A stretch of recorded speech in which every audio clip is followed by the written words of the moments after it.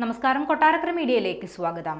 സംസ്ഥാനത്ത് കോളറ വ്യാപിക്കാൻ സാധ്യത കൂടുതലാണെന്നും ജാഗ്രത പാലിക്കണമെന്നും നിർദ്ദേശവുമായി ആരോഗ്യവകുപ്പ് മന്ത്രി വീണ ജോർജ്. വേനൽക്കാലമായതിനാൽ കോളറ വ്യാപനം കൂടാൻ സാധ്യതയുണ്ടെന്നാണ് അധികൃതരുടെ വിലയിരുത്തൽ.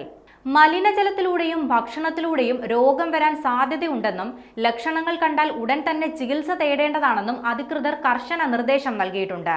വയറിളക്കം, ഛർദി, നിർജ്ജലീകരണം എന്നിവയാണ് രോഗത്തിന്റെ പ്രധാന ലക്ഷണങ്ങൾ. അതിനാൽ ഭക്ഷണം കഴിക്കുമ്പോൾ പഴകിയ ഭക്ഷണങ്ങൾ ഒഴിവാക്കണമെന്നും തിളപ്പിച്ചാറിയ വെള്ളം മാത്രം കുടിക്കണമെന്നും രോഗം പകരാതിരിക്കാൻ വ്യക്തിശുചിത്വം പാലിക്കണമെന്നും മന്ത്രി നിർദ്ദേശിച്ചു. കഴിഞ്ഞ ദിവസം കോളറ ബാധിച്ചതിനെ തുടർന്ന് തിരുവനന്തപുരത്ത് ഒരാൾ മരണപ്പെട്ടിരുന്നു. ഇതിനെ തുടർന്ന് ആരോഗ്യവകുപ്പ് കനത്ത ജാഗ്രതയിലാണ്. നിലവിൽ രോഗിയെ ചികിത്സിച്ച ആശുപത്രിയിലെ ജീവനക്കാർക്കോ ബന്ധുക്കൾക്കോ രോഗലക്ഷണങ്ങളൊന്നും റിപ്പോർട്ട് ചെയ്തിട്ടില്ല. എല്ലാവർക്കും പ്രതിരോധ മരുന്ന് നൽകിയതായും മന്ത്രി അറിയിച്ചു. ജലജന്യ രോഗമായ കോളറ പകരുന്നത് തടയാനായി ആരോഗ്യവകുപ്പ് നൽകിയിരിക്കുന്ന ഇനി പറയുന്ന നിർദ്ദേശങ്ങൾ പാലിക്കാൻ ശ്രദ്ധിക്കേണ്ടതാണ്. പുറത്തുനിന്ന് വെള്ളം കുടിക്കുന്നത് പരമാവധി ഒഴിവാക്കുക.